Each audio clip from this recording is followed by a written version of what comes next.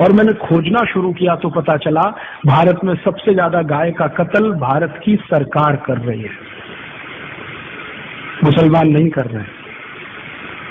और इस देश में ऐसे कई मुस्लिम समाज हैं जिनको मैं जानता हूं जो गाय को वैसे ही पालते हैं जैसे आप पालते हैं। आप कभी आइए, गुजरात में कच्छ नाम का एक जिला है। कच्छ जिले में एक नहीं सैकड़ों मुसलमान नहीं हजारों हैं जो गाय पालन करते हैं। गाय का दूध बेचते हैं, दूध में से दही बनाते हैं, दही से मक्खन निकालते हैं, मक्खन से घी बनाते हैं और बेचते हैं।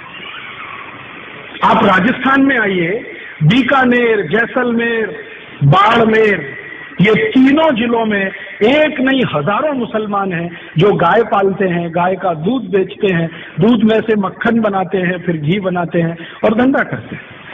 राजस्थान का एक इलाका है अलवर, मेवात क्षेत्र कहते हैं। पूरा मेवात क्षेत्र जो है ना मुस्लिम समाज के भाइयों से डोमिनेटेड है। वहां एक नहीं सैकड़ों मुस्लिम भाई हैं जो गाय पालते हैं, गाय का दूध पीते हैं, गाय के दूध से दही बना के वैसा ही घी और बिजनेस करते हैं। मुसलमान गाय नहीं काटते। ये बहुत बड़ा भ्रम है जो हम हिंदुस्तानियों के बीच में फैलाया अंग्रेजों ने, और ये भ्रम फैलाया था अंग्रेजों की रानी ने, जिसको हम दुर्भाग्य से विक्टोरिया कहते रहे हैं। उसने एक चिट्ठी लिखा था 1894 में। अंग्रेजों का एक अधिकारी हिंदुस्तान में था, उसका नाम था लैंसडाउन, गवर्नर था इस देश में। उसको एक चिट्ठी लिखा, विक्टोरिया ने चिट्ठी लिखा कि देखो, हम भारत में जितने कत्ल खाने चलाते हैं उनमें सबसे ज्यादा गाय कटती है। ये भारत के हिंदुओं को पसंद नहीं है क्योंकि ये उनकी अधिष्ठात्री है, माने हम उसको पूजनीय मानते हैं, मातृ समान मानते हैं। हिंदुओं को पसंद नहीं है और वास्तव में मुसलमान भी नहीं पसंद करते गाय को मारना और उसको खाना। गाय तो हमारे लिए काटी जाती है, माने अंग्रेजों के लिए काटी जाती है। अब भारत में हिंदू और मुसलमान कभी एक हो गए और गाय बचाने में लग गए तो हमारी सरकार नहीं चलेगी भारत में। इसलिए तुम एक काम करो कि जितने कत्ल खाने चल रहे हैं गाय काटने के लिए, उनमें मुसलमानों की भर्ती कर दो और हिंदुओं को बताओ कि गाय देखो मुसलमान काट रहे हैं।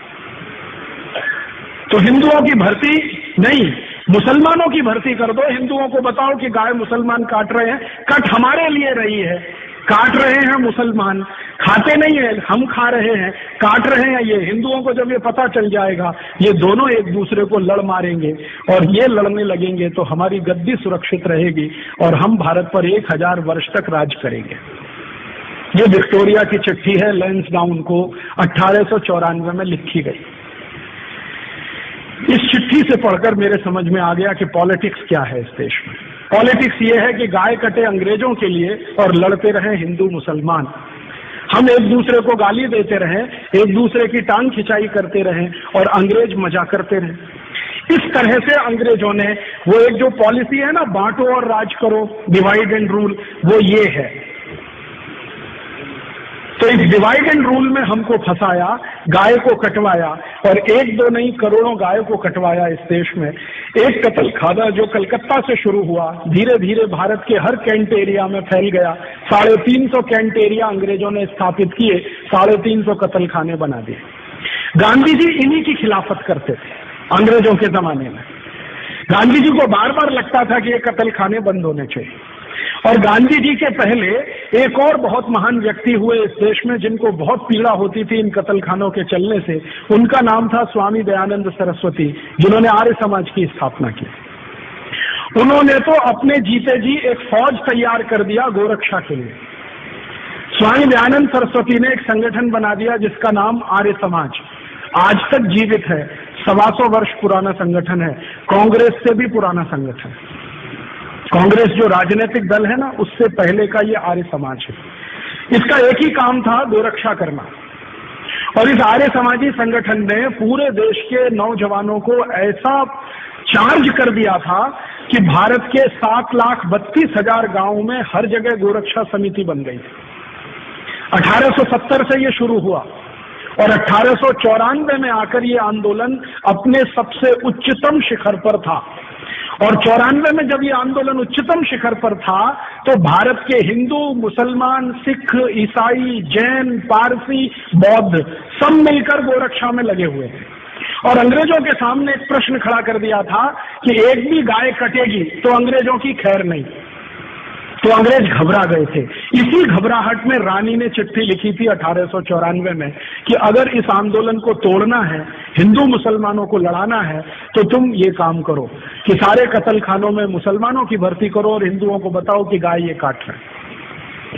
और जब ये खबर अंग्रेजों ने फैलाई, उसके बाद इस देश में हिंदू मुसलमानों के दंगे शुरू हो गए।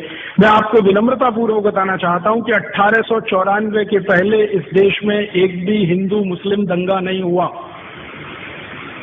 पहला हिंदू मुस्लिम दंगा 1894 दिसंबर में हुआ, रानी की इस चिट्ठी के बाद, और उसके बाद लाइन लग गई दंगों की।